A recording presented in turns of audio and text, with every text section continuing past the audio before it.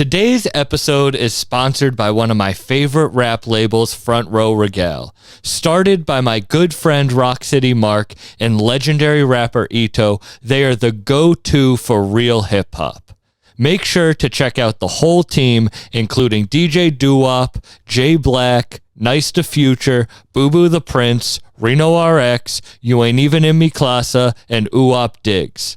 Follow Front Row Regale on all platforms and check out the new New York by Ito and DJ Doo-Wop out now. Yeah.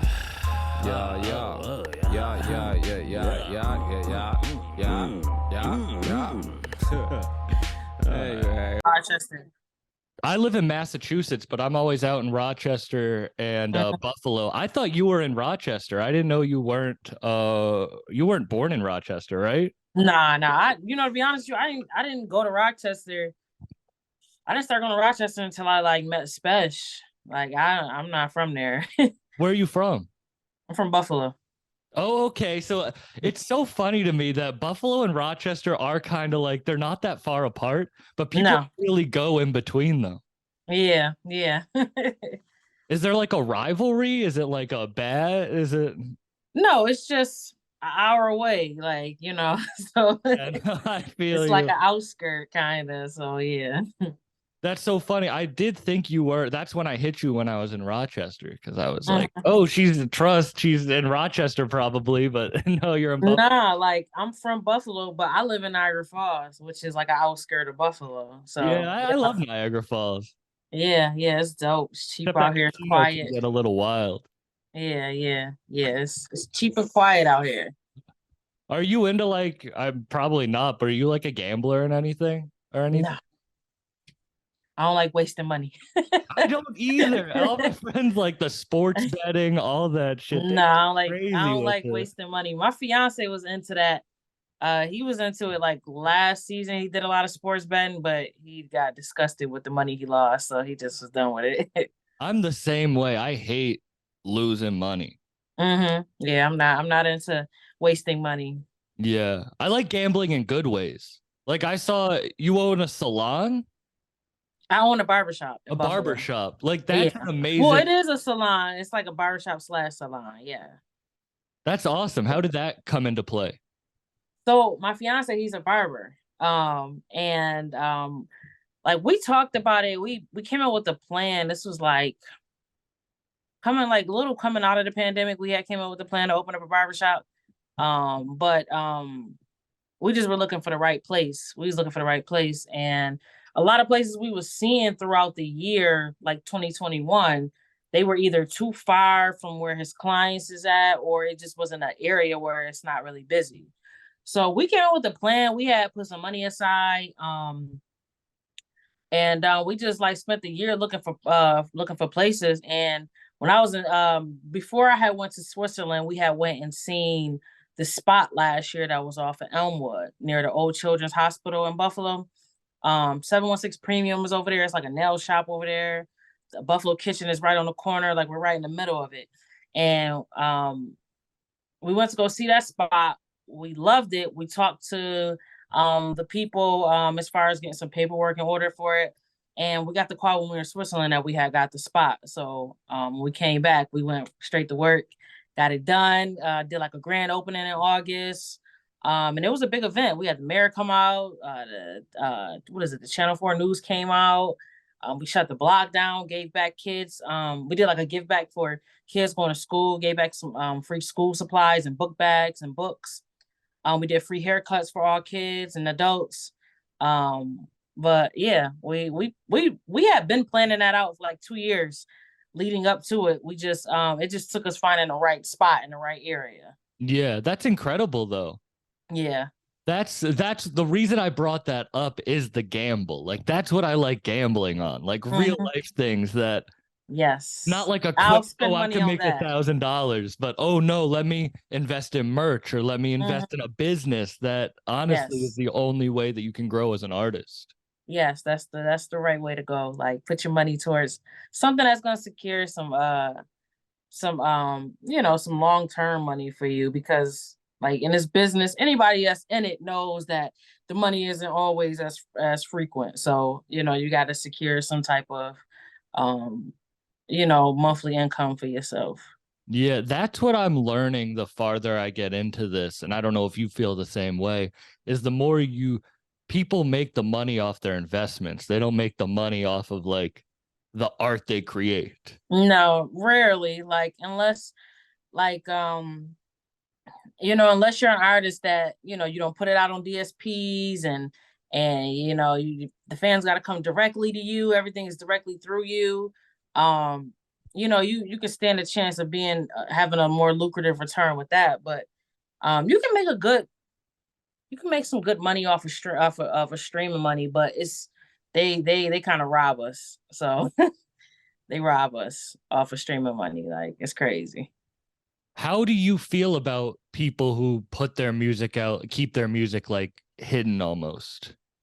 It's nothing wrong with that. It just depends on the type of audience you have. Like those people who do that, they have probably an audience that supports them enough to where they can support themselves off of hiding their music, and they're probably not really they most of them probably don't care about um you know reaching a broader audience. And there's nothing wrong with that if you have a legit fan base.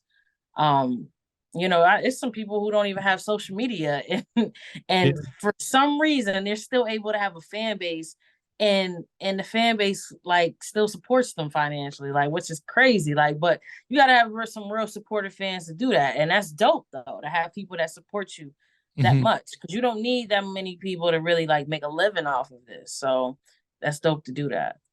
How many people do you think you need to If really you got a listen to hundred, if you it? got 100 people supporting you and spending money with you, you can make a good you can make a good living off of that.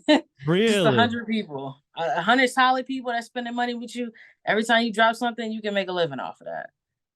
I don't think people realize what views really mean because you see people with like, oh, I just watched this random video of like a dude walking down the street has 40 million views. But people don't realize like if you get 40 views, like when I started, when I got 40 views on an episode, that's 40 people who watched your thing. Like Mhm. you shouldn't get Exactly. discouraged by the low numbers. No, you shouldn't. I'm not discouraged by anything because I come from 0 and 1 and 2, like, you know, and I gradually got here. I don't care about like if you compare numbers, you actually lose out on who's in front of you and what's in front of you, and you actually have some solid people that's supporting you. Like I was just saying this the other day to one of my friends. I was like, my YouTube channel has, I think it's like 12,500 subscribers.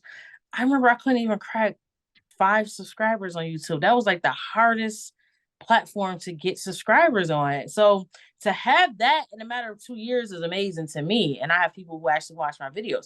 I don't care if it's not a lot of people. Like I have people who subscribe to my channel and they're watching every time I drop something. Yeah. So that's amazing to me, even with social media, like Instagram. Like I remember I stayed at like 3,000 followers for years. And now I'm at 52,000. Like that's amazing to me. I don't really care about anything else. Like the growth is what I pay attention to. Mm. And do you feel joy from that, like hitting certain milestones? Yeah, because like I said, I come from like when I first decided I wanted to take music serious, I didn't have anybody but my inner circle supporting me. Like I had people in the town, like I was doing a lot of shows, like I was grinding in Buffalo for years. And I had some support here, but um and I would travel and try to get my name out there, but I had a lot of hiccups traveling. Like, you know what I'm saying? I went to I did shows in Queens, I did shows in Manhattan, I did shows in Atlanta. And you know, I had a situation when I was in Atlanta, I got booed. And I came back Really? home like I got booed on stage in Atlanta at a show. It was crazy. Were you affected by that, or were you like, nah, fuck this audience? um I was like, I kind of came back home and I just was like, I was a little affected by it because more so where I was like, okay, I'm gonna get this shit a break because I'm not seeing no money from it. It's kind of just it's taking too much of my time, so I just chilled out from it. Not for long. I think I had to stop going to the studio and stop writing for like 4 months. And I kind of was just doing my own thing. I was like, I can't, because I ain't seeing no money off of it. I've been going hard for 2 years. I ain't seen no money. Then I just went out, spent all this money going out there. And I had to catch a bus out there. Like, it was, I had to catch a Greyhound to Atlanta.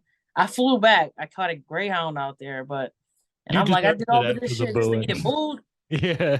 You're like, I'm hopping a flight. I can't get booed and ride back on Yeah, a I'm done. I'm taking a break from this shit. It's not for me. those 4 months. Did you miss it? Or were you like, I was kind of just over it. Like, I always seen myself as a creator. Even when I wasn't putting music out, I still created music. But as far as just putting my energy and spending money on it, I was kind of over it at that point.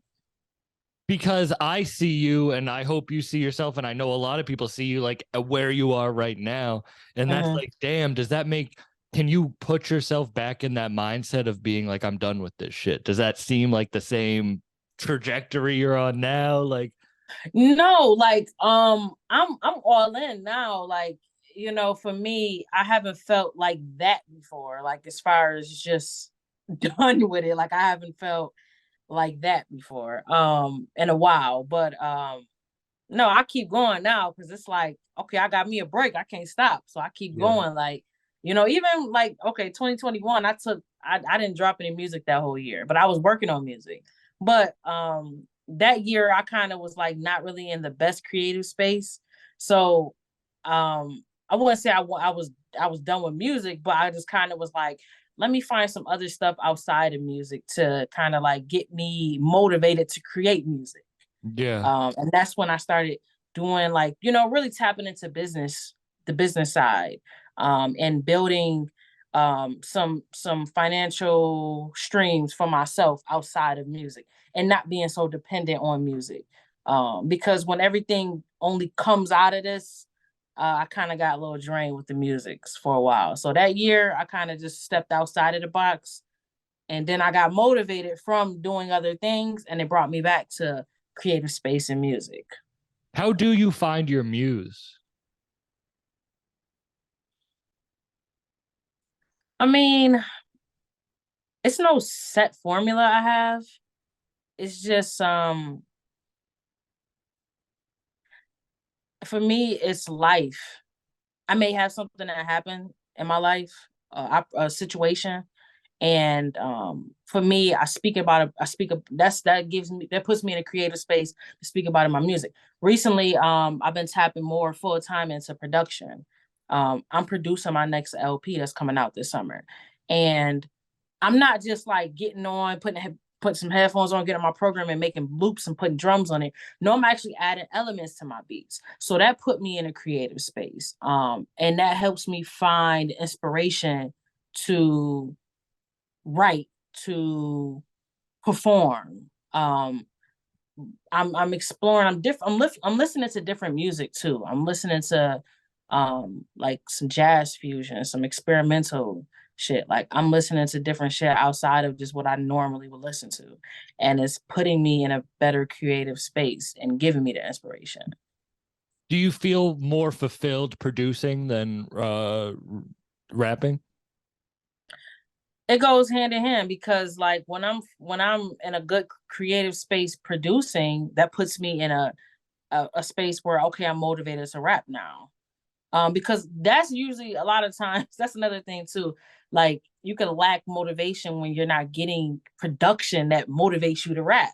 Mm-hmm. Um, and I've been through that, but me producing for myself, I know what I want to rap over, I know what I want to hear. So for me, that's the best space for me to be in, is to just make my own beats. Like my friend's been telling me for years, just rap over your own beats. Stop waiting on the right beat to come. You know what you want to hear, so just make it for yourself. So like it took me sitting back and actually becoming a student again, because I was producing before I was rapping. But I tapped in recently into some different elements of producing, and that's like I said, added instrumentation. When I'm sample digging, not just sample digging for a loop, but sample digging for sounds. Giving my beats a different type of noise to it. Mm-hmm. So you said you produced before you produced first. Mm-hmm. At what age? I started at 15. Okay. Yeah. Why? I had a friend in high school. He gave me his Fruity Loops program, and I was like a curious kid. So I was just playing around with the program. I didn't have a keyboard or anything. I was doing this all off of my laptop keyboard, just punching in notes, and I learned how to like use different plugins, like a guitar plugin. Like I remember that was the first plugin I used in there. It's like the guitar preset they have in there, and I made my own guitar loop, and just put some drums over it, um, and that was kind of like my introduction to it, and I liked the way it sounded, and I was like, okay, I like this, and I just kind of became addicted after that. It was funny before you said becoming a student again. Hmm. Because like when you start whatever creative path you're on, I feel like you just want to gain all the knowledge. Hmm. And then Yeah. you get a certain point where you're like, I've done this long, and like you kind of am like, I want to be like, I just want to be set. Like I want to just, this is what I know and this is what I'm going to move forward. Hmm. But that's not how growth works. No, it takes a lot of patience. Like I had to learn. Music taught me, being an artist taught me how to be more patient, because I remember even when I first met Spesh, he used to always tell me how important it is as an artist to build momentum for a project. If it's your project that you want the people to hear, you have to build momentum for that, and he taught me different ways to build momentum, drop projects in between that to warm people up and promote it for years to come. Like you can promote one project for years and drop little teasers in between. Like, don't starve your fans, give them something to hold them over. But I didn't understand that, because like before him, I used to just record something and drop it the next day or the day of. So it taught me patience, because like my album, I had a whole album done when I met Spesh, and I was trying to put it out. And he was like, nah, it sound dope, but it's not done yet. And the people don't know who you are, so you can waste music like that. So give them something to warm them up. And I learned how to be a lot more patient on that side of it. How does like, all right, this album that you have drop in what, in 2 days or something? It'll be out by the time this drops, but the one with Big Ghost. Mm-hmm. I feel like that, is it because it's like your project with Big Ghost, you can like just announce it week of? Yeah, I mean, it's with Big Ghost. I mean, that's really like how he does his rollouts. I'm just kind of like doing a trial and error to see if that rollout will work for me. Mm-hmm. Because I've never done a rollout like that before. So I'm gonna see like more trial and error for me again, like to see if that rollout will work for me. But that's usually how he does his rollouts. And like with the Big Ghost album, it was a project when I was in 2021, when I had I was coming off of my 2020 dropping my Apollo album. I did that for 12, did the album with Spesh. And I was looking for I was working on an album, I was working on Food for Thought, but I was kind of in the mood to just rap. So I hit Big Ghost up and asked him for a pack. He sent me something like months later. It had like 8 beats in there. And I was in a house quarantine because I had COVID. And he sent me the beats, and I just played them on my speaker, and I just I wrote all my verses in like a week. Because this is when you used to have to quarantine for 2 weeks. So I was in a house for 2 weeks. So I just ended up writing all my bars and recorded all of them that week. And then I sent them out to my peoples, put their verses on there. And I kind of was just in the mood to rap. Like I wanted to rap. And I was intending on putting that out before I put out Food for Thought, but it didn't end up working out that way. A lot of it is because the album got pushed. The project with me and Big Ghost got pushed back because I was waiting so long on features, and then I had other stuff lined up that I had to get out. At on those dates that we had set. So the fact that we finally get to put it out, but it's coming out at a good time because I have some really dope projects coming out this year. So, you know, um, I like feeding the fans. Like a lot of my fan base, sometimes they like to just hear me rap. Sometimes they like to hear me, the introspective side of Shay. And, other times they like to hear, the storytelling side of Shay. Like, but I like to give them options. That's why I drop multiple projects a year. And this is gonna satisfy the fans that just like to hear me rap.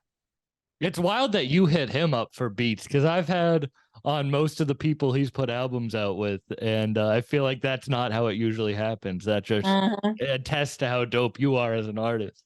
Yeah. So he definitely, I definitely reached out though. Like if I'm trying to work, I'm gonna reach out. I don't have no shame in that. Like I'm gonna reach out. Every person, like even on this LP I have coming out this summer, like every person you're gonna hear on here, I reached out to them to work. And yeah, I got busy. I think that goes back to the student thing. You just can't be scared, like, to go after what you want. No, I like to, because Big Ghost is really dope. I remember when he did his album with Spesh, I was still new. And I was still like new into this, like this, I would say this underground scene. And we were in Rochester and he played the beat because I'm on that album with Spesh. And we all were just like sitting there writing our verses and we all took turns going to the booth, killing it. But I remember when Spesh did his album with Big Ghost, and I thought that album was crazy. Yeah. So I was like, yeah, I gotta work with him one day. I gotta get with him. But I had so much going on that year. So I was like, I gotta get this. Once I get the Apollo album out and I get my, my self-produced EP out, I'm definitely gonna hit Ghost up. It's wild that he's a person that no one even like knows who he is. If we're talking about ways that you promote yourself, like his character is so wild. I didn't know none of this existed. Like, it's so crazy. I remember when I was working on Thrill of the Hunt 2 with Spesh, that was a tape me and him put out. He produced it and I had, we worked on that. Yeah. And I remember I was like, he was telling me, yeah, I got some money for you from a vinyl deal. I said, vinyls? He was like, yeah, if you will buy vinyls. I was like, I was really floored by that. I didn't think people like I got introduced by Spesh to that shit because I didn't know people still buy vinyls. Like I didn't know that was a thing. And it was some good money that, these artists are making off of vinyl deals. So I was shocked by that, so that was like, I'm like, okay, it's some real money in this scene. You just gotta play your cards right. But you don't gotta go sign a deal to make any money. I didn't know any of this though until I got around Spesh and really started seeing and studying the game. And I'm just like, okay, like you don't need a deal for none of this shit. Okay, so I can make the music I want to make. Why do you think people hold knowledge like that? And I don't just mean in your art form, because I feel it in mine too with podcasting or with stand-up. It's like once you figure out how it really works, you're like, why isn't no one talking about this? Like, yeah, I don't know. Like, but when I figured it out, couldn't tell me nothing because for me, I have a certain sound. Like, I have like most artists, that you have your niche. And for me, I felt like, damn, okay, at some point I'm gonna have to, do some different shit in order to make some real money. And me, I come from the era of just rapping, no hook, just do your thing. And I love that shit. I like the like the show, like for example, like the album I did with Apollo. What I love about my creative process with that is that it challenged me. It's a good challenge for me. But like I said, I come from the era of just rapping, just spitting hard bars on beats, on hard ass beats. No hooks and just doing your thing. But I didn't think that it was a way to make any money off of doing that. You know what I'm saying? I didn't think it was a way to make any money off of that. But once I seen that, I'm like, okay, all right. That's why the first project that a lot of people probably heard of me in this lane was the Thrill of the Hunt 2 one, and I'm just rapping. Then I came with Juno, and then I gave them As God Intended, and then I came with After 12, Food for Thought. But I'm switching it up. I'm having fun, but I'm also giving you some, some shit to leave with. So I didn't think it was a way to make money because I'm listening to what's on the radio and what's getting people deals, and I'm just like, man, this is just not me. I just feel like that should be goofy as hell, me trying to do all of that shit. So Yeah, it doing was like just the way. the pop route and shit. Yeah, it just was me trying to just me seeing that okay, I can make money off of doing and making the music that I want to make and that I like to make. Yeah.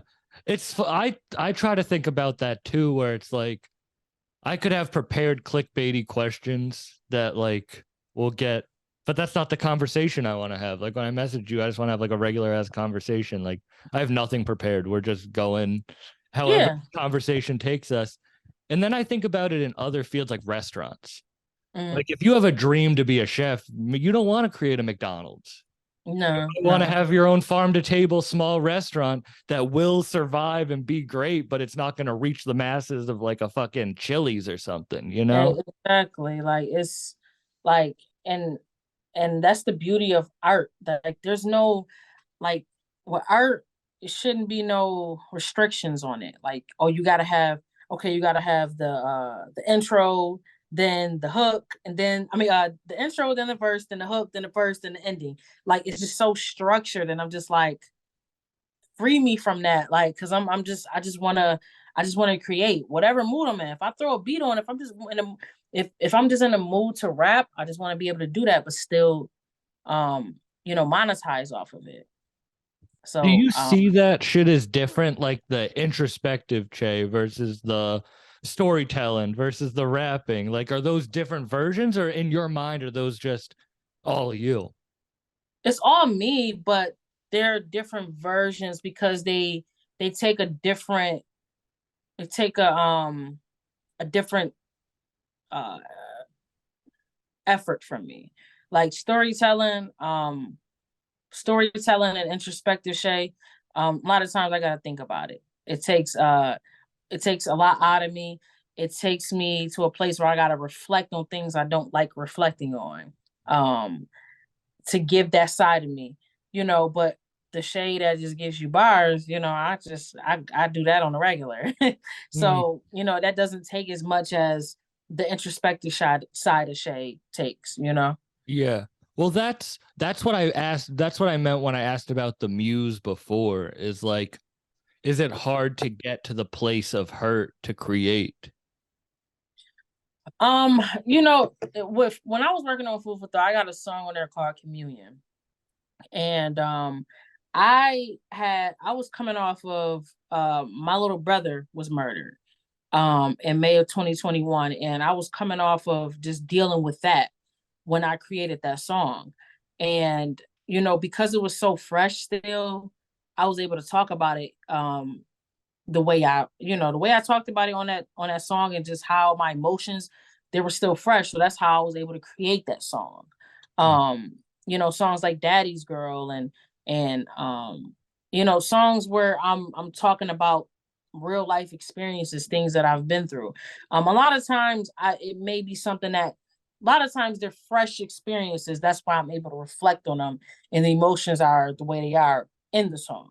Mm-hmm.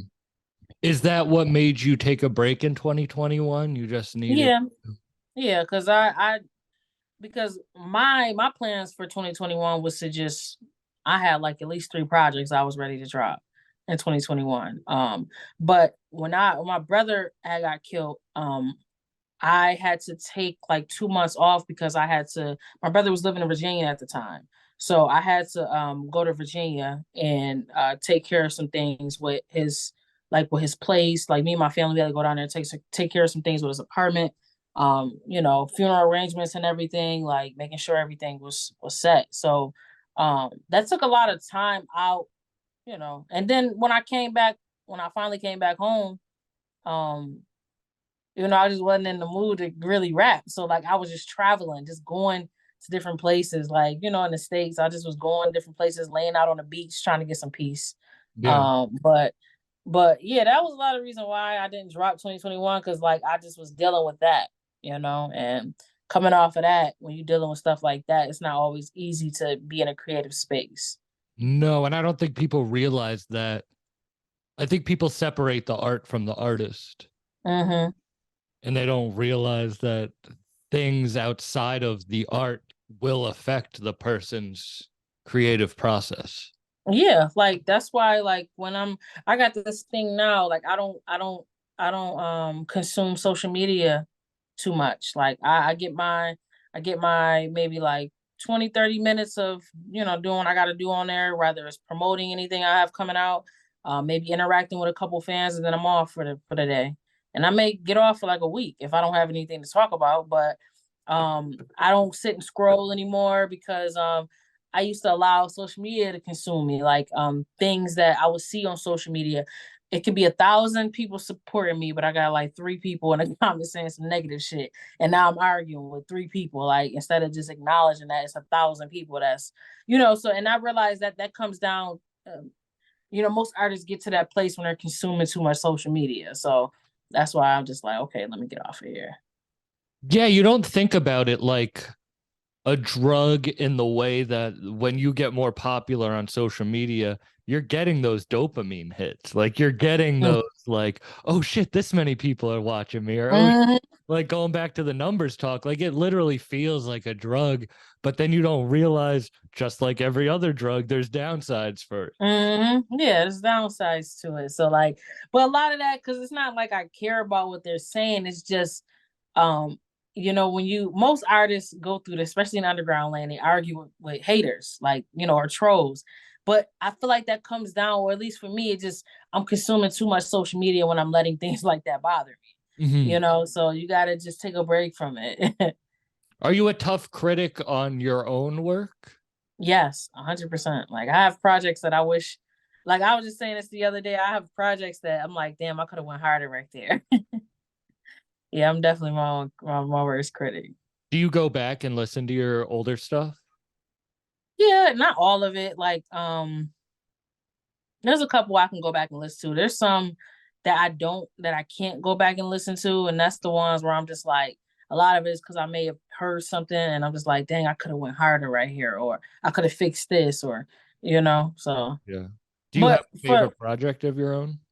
um as God intended, after 12, those are like I would say those are the ones I revisit the most out of my catalog and play the most. Like I play Food for Thought a lot, but like As God Intended and After 12, I play those a whole lot. You want to start releasing more projects a year? You said three this year? I have 3 this year. Yeah, I have me and Ghost are dropping Friday. I have an LP I'm self-producing. It's coming out this summer, and me and Love the Genius are working on an Oh, album. really?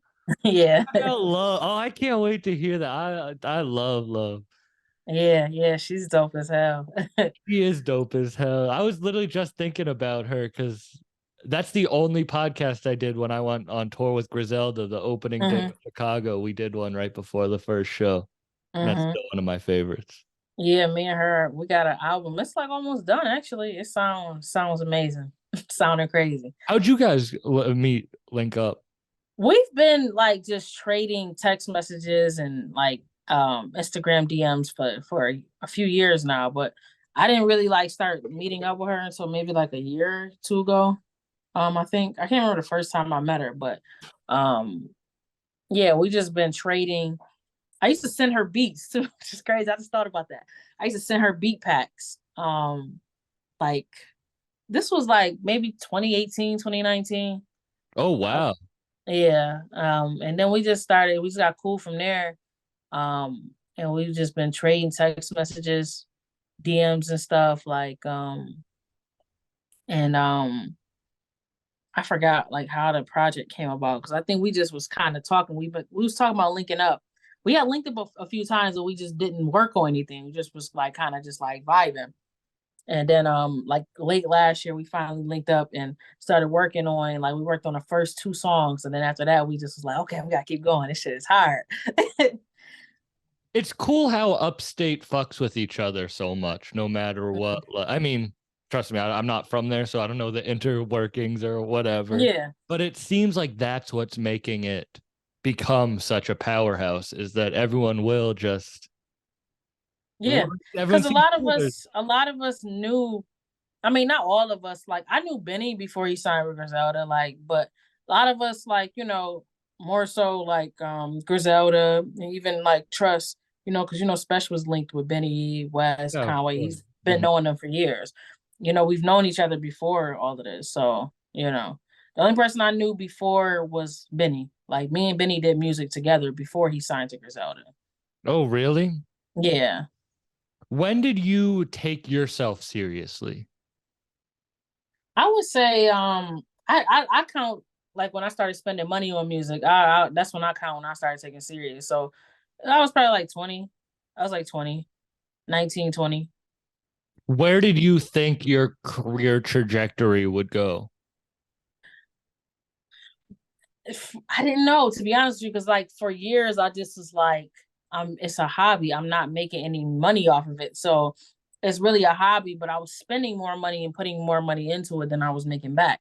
So I just looked at it like maybe I can build a fan base locally up enough to where, okay, I get a local fan base and then just make, I can make, if I can make like a good five to 8,000 a month off of just a local uh or regional fan base, I'd be fine with that. Like that kind of was like my thing.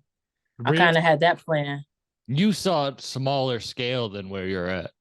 Yeah, because I just didn't, because like I said, I didn't know that you can make money off of it without getting a deal.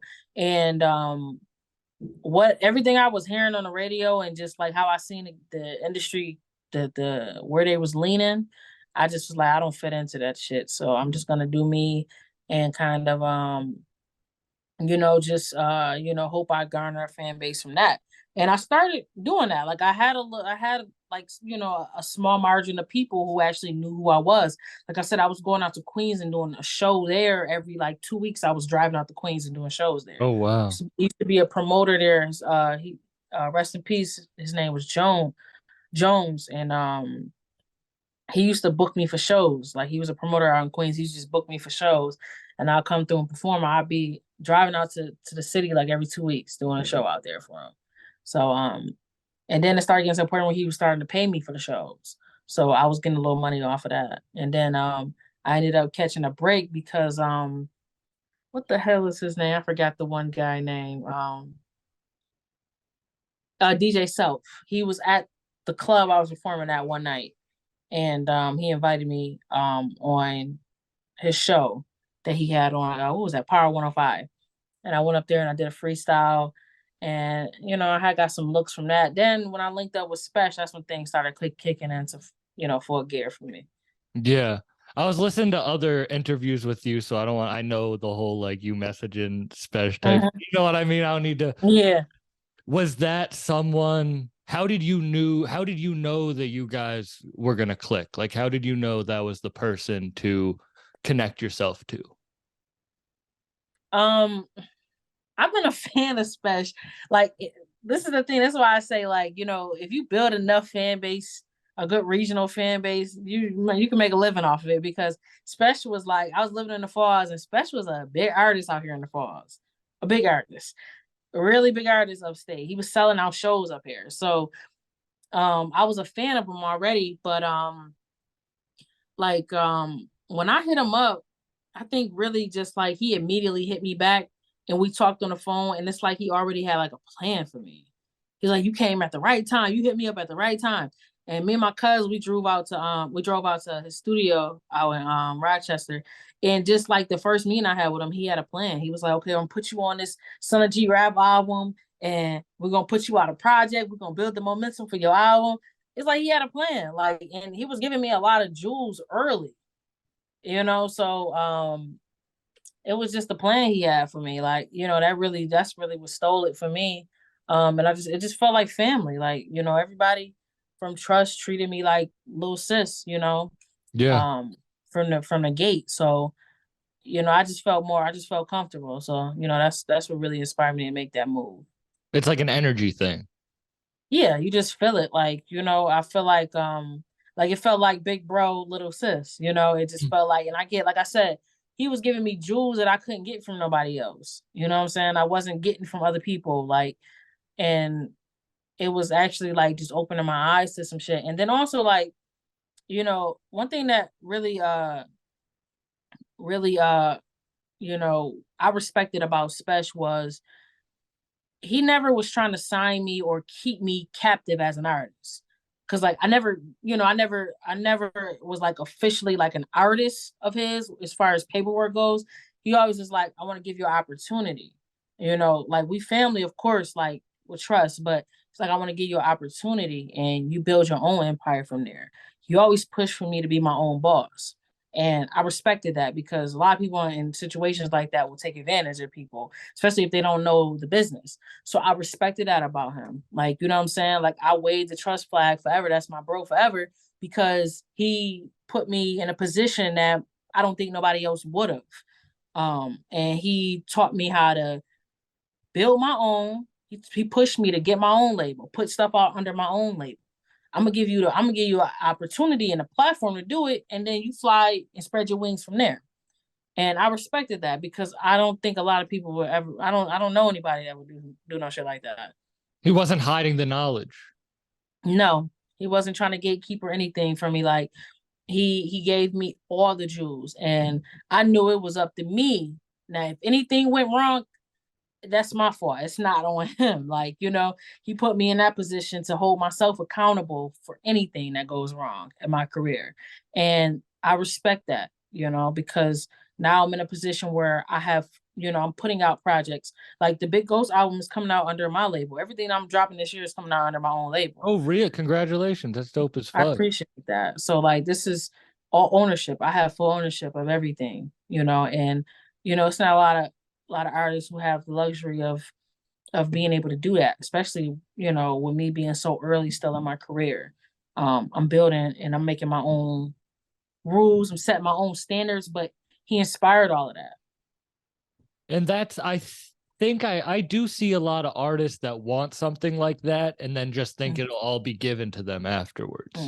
It's So really you gotta take some sacrifices in the beginning. You gotta sacrifice in the beginning, but Yeah. the goal should always be to own your own catalog.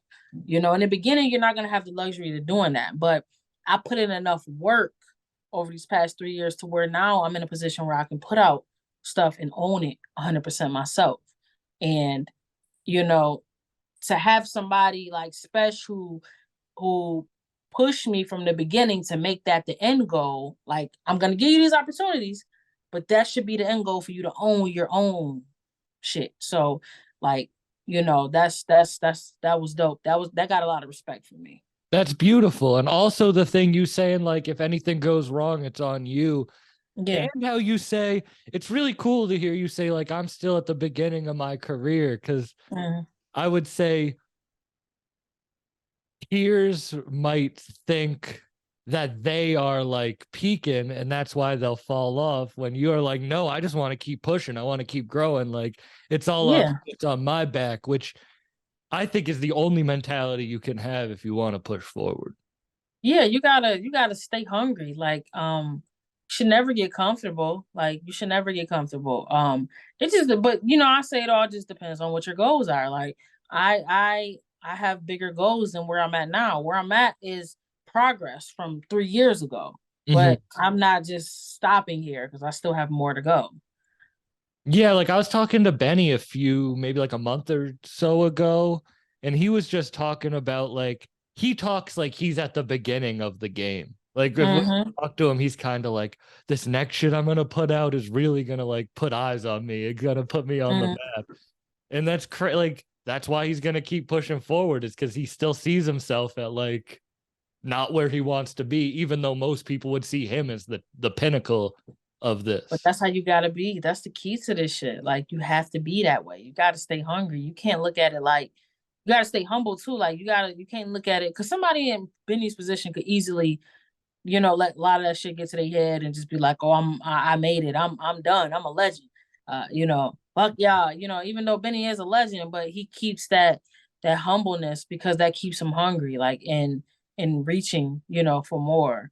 So, and that's just like how I've always been. Like, I'm nowhere near where Benny is at right now, but I know that even when I do get to that place, I'm gonna have the same mentality I have now. Like, no, I'm still in the beginning. I'm just started. Were you born with hunger, or do you think you acquired it over time? No, I was born with this because like I've been a kid. I've been a hustler since a kid. Like I always found the way. Anything not even just about money, but anything I wanted to do, I set my mind to it and I didn't give up. So I didn't give up till I figured it out. And then when I figured it out, that's when I figured out how to make money off of it. And I've been like that my whole life, you know, like I always been a music head. I used to do little things when I was in middle school. This is when LimeWire was a thing. And my mom had just bought a computer. And you know, me just loving music. I'm like, well, hey, I can get y'all CDs with all the unreleased and newest music. And I used to really have a pitch for these people for my, you know, my friends in school and tell them I get you the hottest CD, the hottest mix CD. Because that was a thing back then, mix CDs. And sometimes Oh you couldn't yeah, get I would go to this little like Dominican like corner store and they'd have all the CDs just like burnt up man. like a CD But you on. don't let you find don't you know you find a fire mix CD that got all the right songs on there. You're gonna play that shit till it break. That's how But I found I everyone, you know? Like, yeah, so I used to have a pitch like, yeah, I get you the hottest unreleased Lil Wayne songs. I had a pitch for them, and I used to go home, make the CD, come bring it to school, and sell it for like $2 a pop. Like I'm like in seventh grade doing this, so I'm coming home like you know I'm selling it to kids in my class, other class. So I'm coming home with like $50 at you know in seventh grade, $50, $70. That's a lot of money to come home with. Like that is. so. So I'm doing this. I did this for a minute until I broke my mom's computer and she got pissed. Cause you know, LimeWire put viruses in your computer. So Yeah, it's like, about to be like you fucked her computer, I bet. yeah, I fucked this shit up. But I've been a hustler. Like I love music. I found the way to incorporate and make some money off of that. Like you know, I just anything I love to do. I used to love to draw. So like I used to charge people you know, a few dollars to draw a picture for them. Do you Just still draw draw? Nah, I haven't done it in years. I want to get back into it, like, you know, probably like when I plan on taking some time off from music, just to kind of like I'm gonna flood the scene for a couple years and I'm gonna take some time off to focus on other things outside of it, you know, recharge my batteries, then come back with some shit. And in that time when I take a little time off, I'm probably gonna start, you know, tap back into drawing. That's cool. Yeah, I feel like that would go crazy. That's like Mhm. it's cool you want to do everything yourself, like the producing, the rapping. Like imagine if Yeah. you designed your own album cover. That'd be hard. I actually like I don't think I'm gonna go with it though, but like my Lotus Child for the album dropping this summer, I did like my own graphic design. Like I had did a photo shoot and I did the graphic design behind it. But I think I'm gonna just end up getting somebody else to do it because it's not where I want it to be. But that's a trait. That's something I could pick up myself too. I'm gonna even learn how to mix my own music because I do like mixes pretty good, but it's not good enough to where I'm satisfied with it afterwards. So I'm still trying to figure out what I'm missing with that piece. But Yeah. I'm gonna do all of that. What's the name of the project you're fully producing? If you've been like, Lotus Lotus Child. Lotus Child. Yeah. That's Yeah. awesome. So Who's can you yeah, so say I'm who's gonna on it? say it again. Can you say who's on it? No, I can't say yet. It's all right. I gotta keep some surprises. But I understand. it's I would definitely feel it's gonna be uncomfortable somebody. asking music questions because that's not even what this is. Yeah, I can't say who's on it, but I would say one person that's on it is somebody that like my fan base has been asking me to work with for a long time. So yeah, we're that person is definitely gonna be on it. That's dope. Yeah. How did you? I do have to add last music question. Mhm. How did you work with Apollo? How did that come together? He hit me up. Like this was after I dropped the project with Spesh. This is the Thrill of the Hunt project. He hit me up in like 2019 and was like he was a fan. I thought and he said he wanted to lock in. I thought he was just gonna send me a beat to do a song. He's like, no, I don't, you know, I do full projects. I do full albums. So he gave me his number and I called him and we just chopped it up and he said, you know, he wanted to do a project. He said he already had the beats cooked up. I was like, oh shit.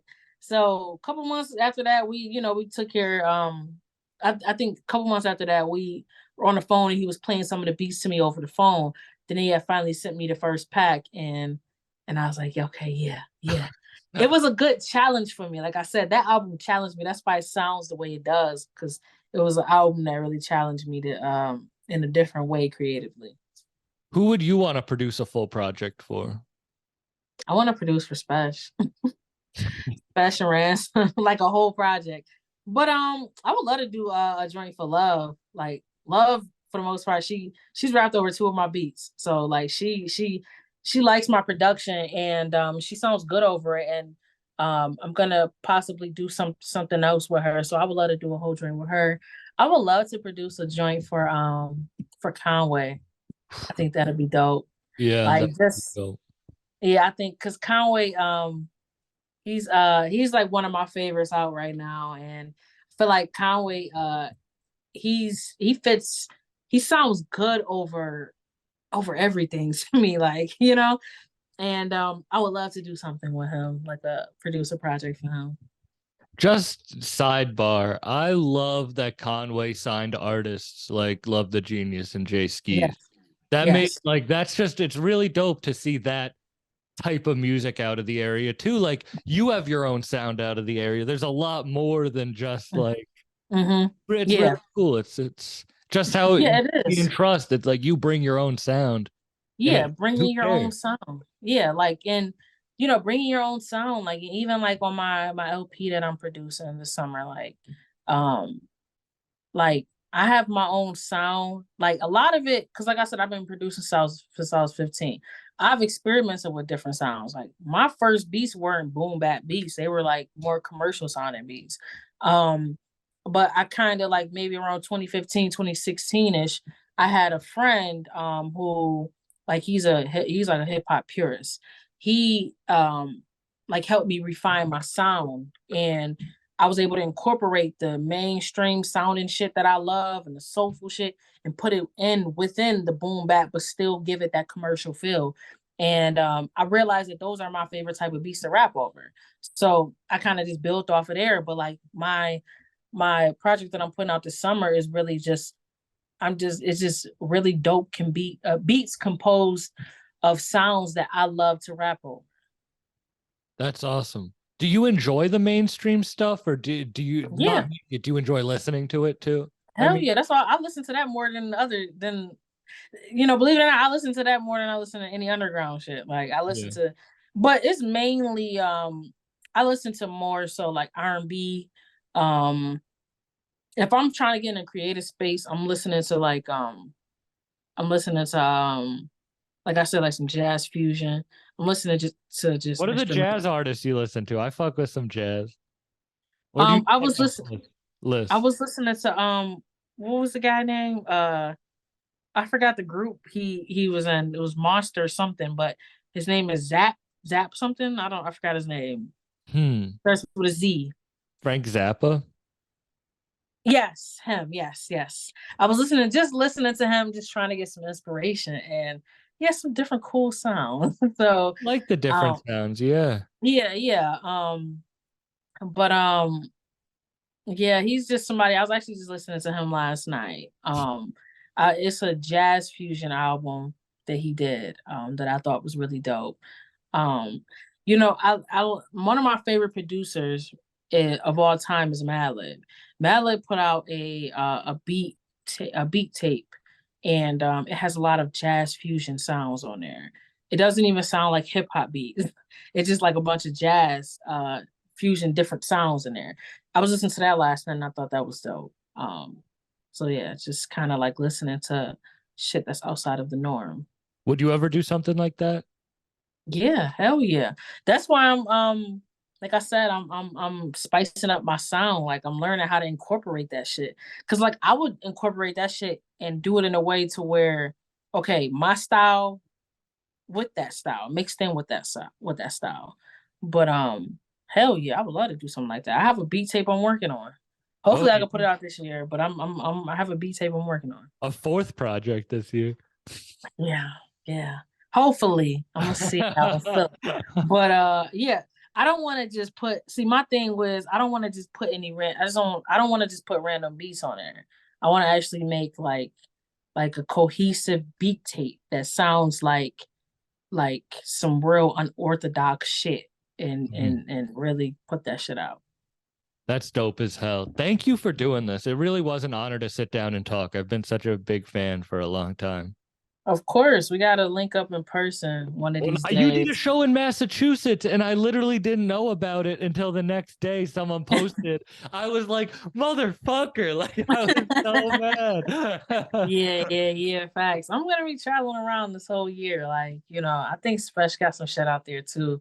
So, yeah, I'm You gonna just be killed around. that show in Boston. That was dope as Yeah, well. Yeah, that was yeah. Oh yeah, okay. So that was his show he did last week. Okay, so yeah, Mhm. I'll be out there soon. Like Yeah, I'm I'm definitely tapped in with gonna. some people out there. So like we're trying to turn those shows that I've been coming out. That's my second year coming out there working with those same promoters. So I'm trying to make it an annual thing. So yeah, I'll definitely be out there soon. That'll be dope. But anyway, Mhm. thank you so much for doing this. Where can people find you? Twitter, Instagram, Shay underscore Noir CHE underscore NOIR. My YouTube, subscribe, Shay Noir. Follow me on Facebook, Shay Noir. And Tap go in. get your new album with Big Ghost. Yes, Nor Never. Go get that. Produced fully by Big Ghost. If you're looking for just good bars, Who's on that? over This will be out after it drops, but who is on that? Planet Asia, Sky Zoo, Love the Genius, Flea Lord, 38 Spesh, and Ransom. Damn, that's a lineup right there. Yeah. So and everybody rapping. Everybody is rapping, sounding good. I can't wait to hear that. But anyway, thank you so much for your time and doing this. I really appreciate Appreciate it. you. Appreciate you. Of course, I'll let you know when I release it and everything. Okay. All right, got you. Awesome. Thank you so much. You're welcome. All right. Yeah, yeah. Yeah, yeah. Yeah, yeah, yeah, yeah, yeah, yeah, yeah, yeah, yeah. Hey,